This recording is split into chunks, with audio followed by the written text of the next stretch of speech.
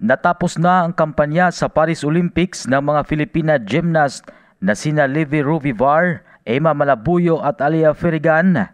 Nabigo ang mga ito na makapasok sa top 24 ng artistic gymnastics na ginanap sa Bercy Arena. Lumaban ang tatlo sa Subdivision 3 kung saan nagsimula sa balance beam. Nakakuha si Ruvivar ng 11.866 points habang mayroong 11.466 points si Ferigan at 12.233 points naman si Malabuyo.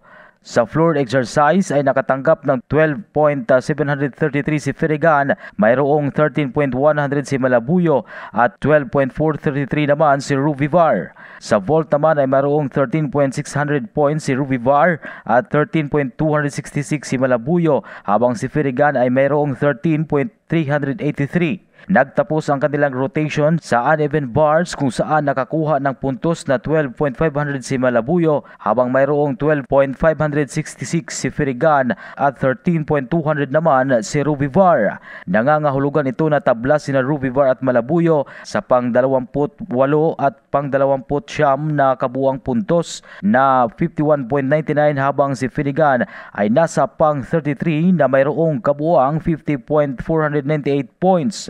Tanging ang top 24 na atleta lamang ang top 8 sa bawat aparatus ang abanse sa finals na mayroong hanggang 2 atleta lamang kada bansa ang maaring mag-qualify.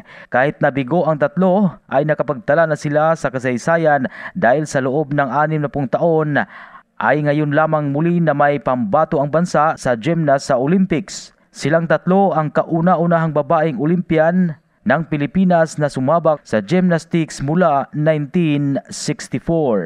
Yan ang Balitang Sports. Ito si Ray Tampos para sa Radyo Alternatibo Balita Nationwide.